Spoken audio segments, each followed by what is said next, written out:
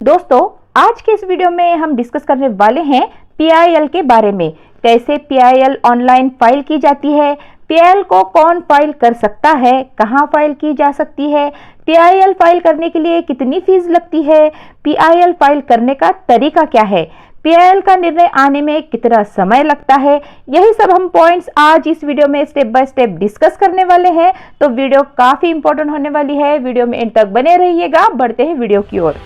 Hello everyone, welcome back to my channel. दोस्तों, PIL का full form होता है पब्लिक इंटरेस्ट लिटिगेशन, जिसे हिंदी में जनहित याचिका भी कहते हैं। यानी एक ऐसी याचिका जो जनता के हितों को ध्यान में रखते हुए फाइल की जाती है। इसे सार्वजनिक हित के लिए दायर किया जाता है।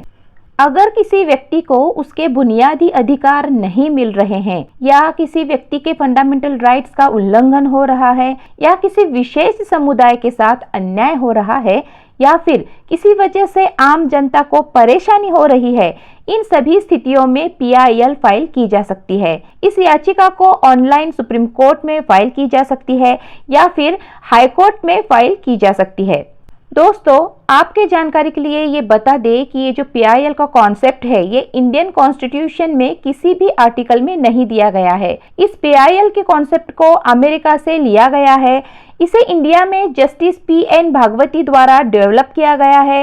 ऑनरेबल जस्टिस पीएन भागवती ने पूरे इंडिया में पीआईएल के कॉन्सेप्ट को इमर्ज किया और ये बताया कि अगर कोई व्यक्ति पोस्ट कार्ड द्वारा या फिर अपनी ओन हैंडराइटिंग में एक सिंपल एप्लीकेशन द्वारा कोर्ट को ये अवगत कराता हो कि किसी विशेष समुदाय के साथ अन्याय हो रहा हो, या किसी समुदाय के नेचुरल राइट्स का, फंडामेंटल और लीगल राइट्स का उल्लंघन हो रहा हो, या फिर उसका नुकसान हो रहा है, तो ऐसी स्थिति में सुप्रीम कोर्ट या हाई कोर्ट की ये ड्यूटी बनती है कि उस व्यक्ति द्वारा दायर की गई याचिका, जो कि एक पोस्ट कार्ड के द्वारा दायर की गई हो या फिर खुद के हैंडराइटिंग में लिखा गया एप्लीकेशन ही क्यों ना हो, उसे स्वीकार कर लिया जाए और उसके ऊपर कार्रवाई की जाए। अब बात करते हैं पीआईएल के फीस के बारे में। अगर ग्रुप ऑफ पीपल यानी 10 व्यक्ति अगर पीआईएल दाखिल कर रहे हैं, फिर चाहे वो हाई कोर्ट में हो या फिर सुप्रीम कोर्ट में हो, इसकी काफी मामूली सी फीस रखी गई है। पर पर्सन 50 रुपीज इसकी फीस होती है, और हाई कोर्ट या सुप्रीम कोर्ट अगर चाहे तो इसे पूरी तरीके से माफ भी कर सकती है। यहाँ पे जनता को पीआईएल फाइल करने का अधिकार तो मिला ही है, लेकिन अगर सुप्रीम कोर्ट को या फिर हाई कोर्ट को ऐसा लगे कि किसी समुदाय के खिलाफ या व्यक्ति के खिलाफ कुछ गलत किया जा रहा है, तो ऐसे में दोनों कोर्ट सुमोटो कॉग्निजेंस लेके, यानी उसे खुद से स्वीकार करके किसी भी केस को पीआईएल के तौर पर सुन सकते हैं और अपना फैसला सुना सकते हैं। तो क्या पीआईएल की याचिका बिना एडवोकेट के भी फाइल की जा सकती है? पीआईएल को ऑनलाइन कैसे फाइल किया जाता है, चलिए जानते हैं। आर्टिकल 32 की अगर हम बात करें तो वहां सुप्रीम कोर्ट को ये पावर दी गई है कि वो रिट्स की रिस्पेक्ट में कोई भी याचिका को सुन सकती है।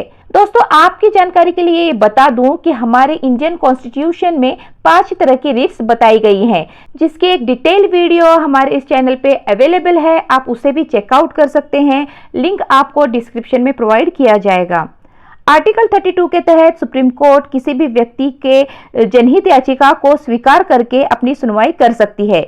इसी तरह से आर्टिकल 226 के तहत हाई कोर्ट को यह पावर दी गई है कि वो 5 रिट्स की तरह किसी भी व्यक्ति के पीआईएल को यानी जनहित याचिका को स्वीकार करे और उसकी सुनवाई करे। पीआईएल को सुप्रीम कोर्ट और हाई कोर्ट के अलावा नेशनल ग्रीन ट्रिब्यूनल, जिसे एनजीटी भी कहते हैं, वहां फाइल की जाती है।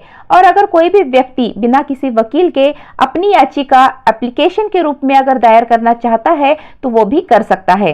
अब हम बात करते हैं ऑनलाइन प्रोसेस की कि कैसे हम घर बैठे इसे ऑनलाइन फाइल कर सकते हैं। तो सबसे पहले आपको सुप्रीम कोर्ट और हाई कोर्ट की गवर्नमेंट वेबसाइट पे जाना होगा। इसकी लिंक मैं आपको डिस्क्रिप्शन में प्रोवाइड कर दूंगी।